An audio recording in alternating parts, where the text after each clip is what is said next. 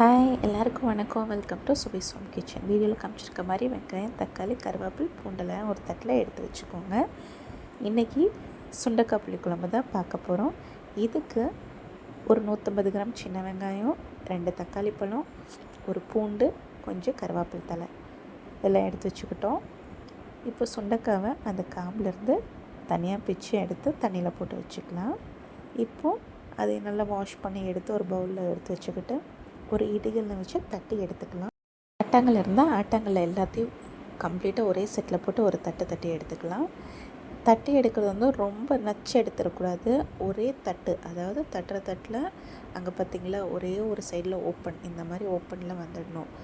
வந்ததுக்கப்புறமா அதே தண்ணியில் போட்டு வச்சுடுங்க. ஏன்னா தண்ணியில் போடாமல் வச்சிட்டிங்கன்னா கருத்து போய்டும் கம்ப்ளீட்டாக. அதனால் தண்ணியில் போட்டு வச்சுக்கோங்க. முடிஞ்ச வரைக்கும் பச்சை சுண்டைக்காய் வாங்கி குழம்பு வச்சு சாப்பிடுங்க. இது அவ்வளோ நல்லது. குழந்தைகளுக்கு வயிற்றில் இருக்கிற கீரி பூச்சியெல்லாம் கம்ப்ளீட்டாக அழிச்சிடும். வீக்லி ஒன்ஸ் உங்கள் ஃபுட் மெனுவில் இதை ஆட் பண்ணிக்கோங்க. இது சுத்தமாகவே கசப்பு தன்மை தெரியாது. இந்த புளிக்குழம்பு வச்சு சாப்பிட்றப்போ காஞ்ச சுண்டை வத்தலை விட பச்சை சுண்டை வத்தல் ரொம்பவுமே நல்லது. அதனால் முடிஞ்ச வரைக்கும் இது வாரத்தில் ஒரு நாள் நீங்கள் சேர்த்திக்கோங்க.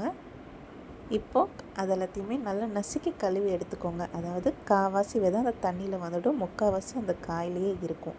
இப்போது ஒரு பேனில் 2 டேபிள் ஸ்பூன் ஆயில் ஆட் பண்ணிவிட்டு அந்த சுண்டைக்காவை இதில் ஆட் பண்ணி வதக்கி எடுத்துக்கலாம். ரொம்ப வதக்கிடக்கூடாது. ஒரு 50% வதக்குனா போதும். அதாவது அந்த பச்சைத்தன்மை அதில் தெரியணும். நல்லா வதக்கி எடுத்ததுக்கப்புறமும் ஒரு பவுலில் ட்ரான்ஸ்ஃபர் பண்ணி வச்சுக்கலாம். பார்த்திங்களா, ரொம்ப வதங்காமல் ஒரு கால்வாசி வதங்கின அளவுக்கு எடுத்து வச்சாச்சு.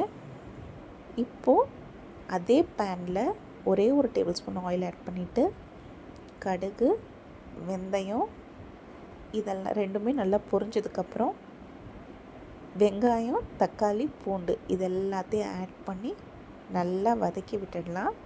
இன்றைக்கி இந்த வதக்கி எடுத்து அரைச்சி தான் குழம்பு வைக்க போகிறோம். அதனால் இது நல்லா வதங்கட்டும். இப்போ இது நல்லா வதங்கிருச்சு. இது எல்லாத்தையும் ஒரு மிக்சர் ஜாரில் ட்ரான்ஸ்ஃபர் பண்ணி அரைச்சி எடுத்துக்கலாம். இதில் நான் வெறும் கொஞ்சோண்டு சின்ன வெங்காயம் அந்த பேனில் வச்சுட்டு மித்த எல்லாத்தையும் இதில் போட்டு நல்லா அரைச்சி எடுத்துக்கிட்டேன்.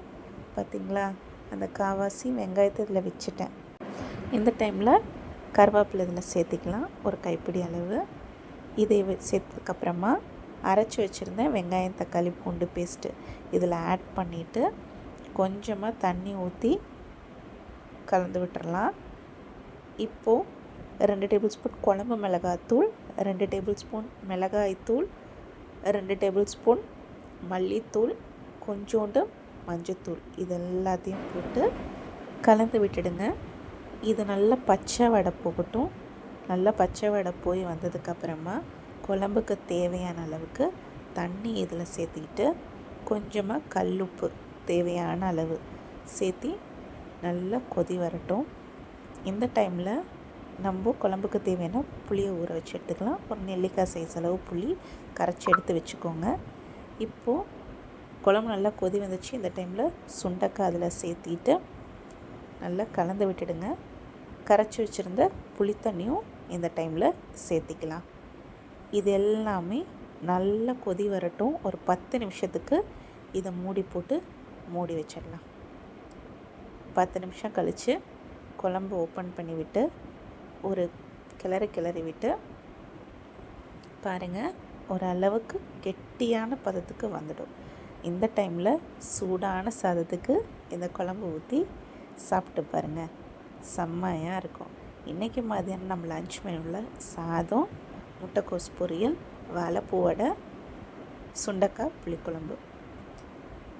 இதே மாதிரி குழம்பு உங்கள் வீட்டில் செஞ்சு பார்த்துட்டு எப்படி இருக்குன்னு கமெண்ட்டில் சொல்லுங்கள். இந்த வீடியோ பிடிச்சிருந்தா சப்ஸ்கிரைப் பண்ணுங்கள், லைக் பண்ணுங்கள், உங்கள் ஃப்ரெண்ட்ஸ்க்கு ஷேர் பண்ணுங்கள். வேற ஒரு ரெசிபியோட வேற ஒரு வீடியோவில் வரேன். பாய்.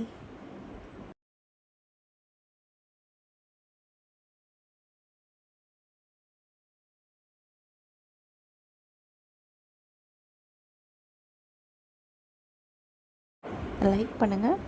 வேறு ரெசிபியோட வேற ஒரு வீடியோவில் வரேன். பாய்.